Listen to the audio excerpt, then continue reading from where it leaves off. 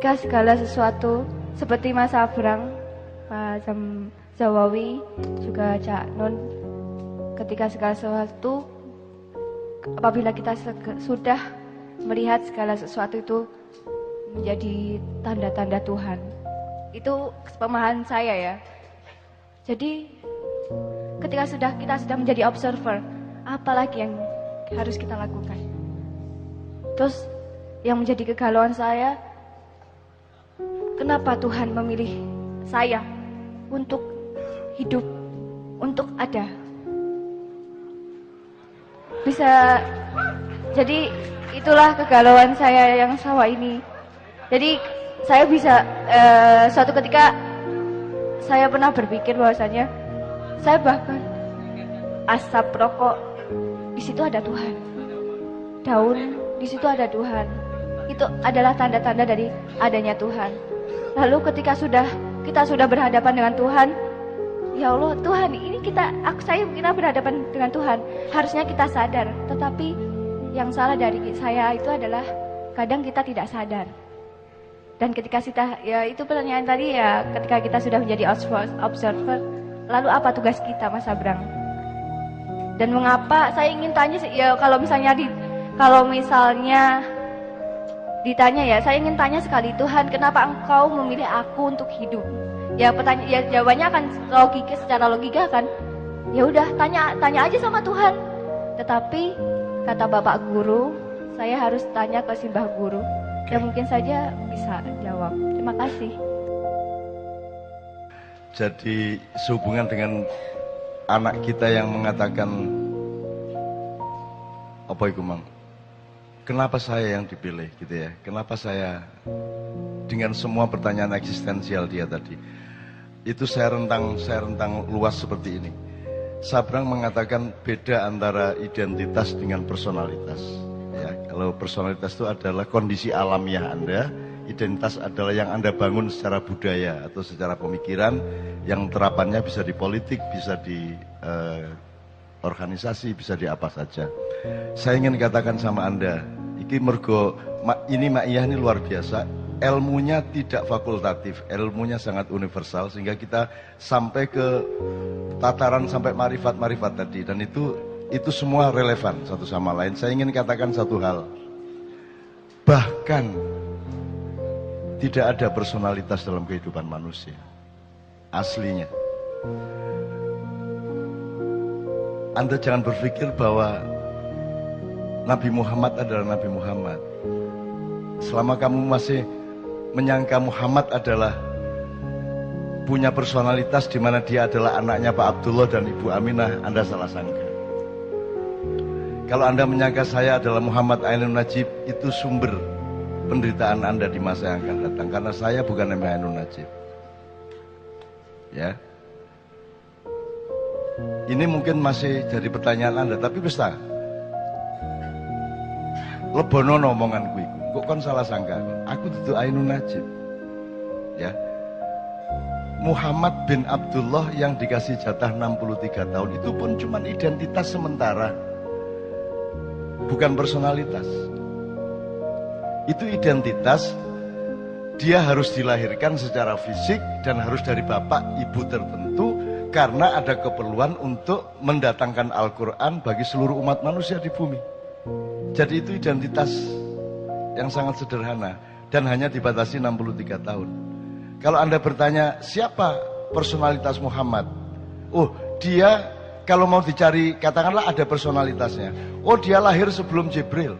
Dia lahir sebelum Iblis, sebelum Kanzul Jannah, sebelum Al-Khoshi, sebelum As-Sajid, sebelum Ar-Roqi, sebelum yang paling khusyuk dalam kehidupannya yaitu Iblis. Sebelum yang paling roqi, orang yang paling menundukkan badannya kepada Allah, orang yang paling mensujudkan wajahnya kepada Allah, orang yang paling bisa dipercaya untuk menjadi penyebar kesejahteraan atau bendaharawan surga. Dia adalah juniornya Muhammad. Jadi Muhammad itu bukan yang Anda kenal di Arab itu. Yang Anda kenal di Arab itu adalah resonansi dari personalitas Muhammad. Lagi nek anjene kate runu tak dudui kok. Ya. Jangan disangka Muhammad bin Abdullah itu adalah personalitas. Itu cuma tugas sementara dan hanya sebentar sekali, yaitu 63 tahun. Jangan disangka bahwa dia sebuah diri. Dia hanya sebuah peran. Ya, Mas. Kalau dicari, oke, kalau masih ada personalitasnya, ya Nur Muhammad, cahaya Muhammad, Big Bang kata orang modern. Di mana Allah menciptakan cipratan cahaya yang kemudian menjadi kumparan-kumparan, terus kemudian membelah-belah menjadi planet-planet dan galaksi-galaksi, satelit-satelit dan matahari-matahari. Jadi Muhammad itu lahir sebelum alam semesta. Muhammad itu lahir sebelum iblis, apalagi Jibril. Maka Jibril itu adalah juniornya Muhammad.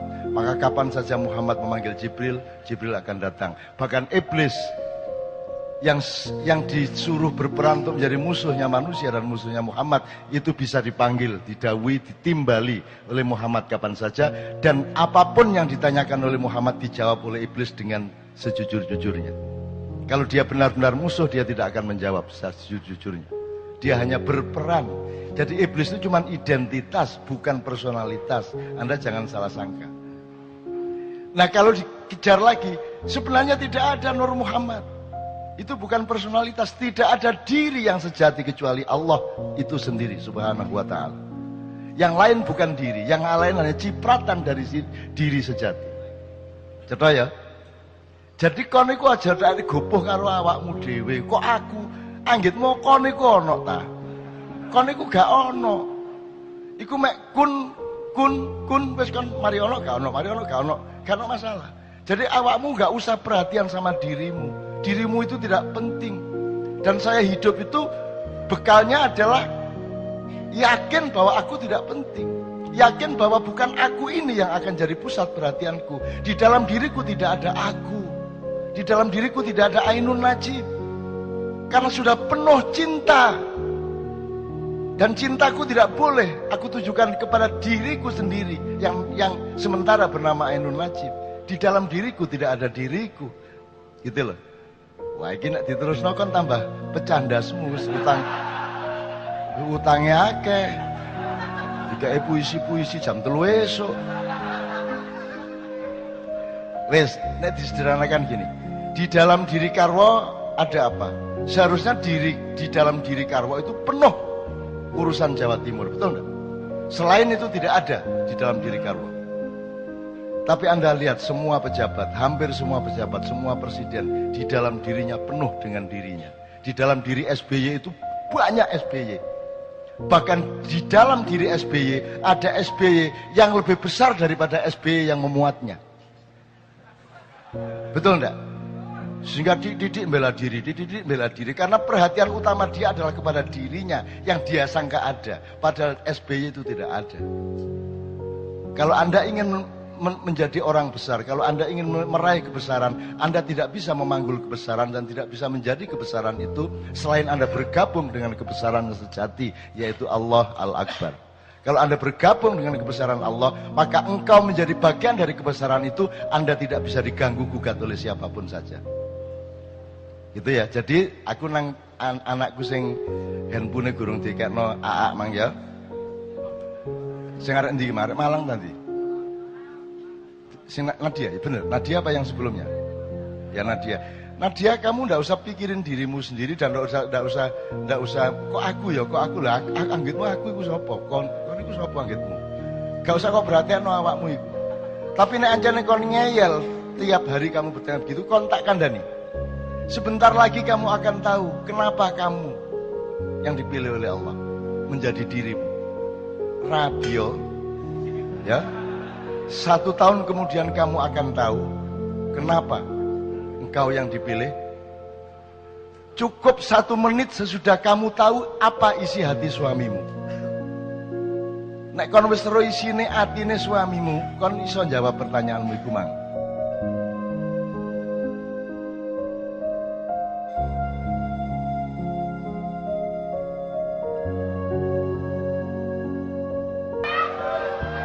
Jadi sudahlah, jadi kamu jangan tuntut suamimu kayak apapun dan jangan tuntut dirimu kayak apapun. Penuhilah dirimu dengan pekerjaan-pekerjaan dan perbuatan baik yang Allah perintahkan. Jadi dirimu adalah perbuatan baikmu itu, bukan nadianya, bukan yang kamu sangka dirimu itu.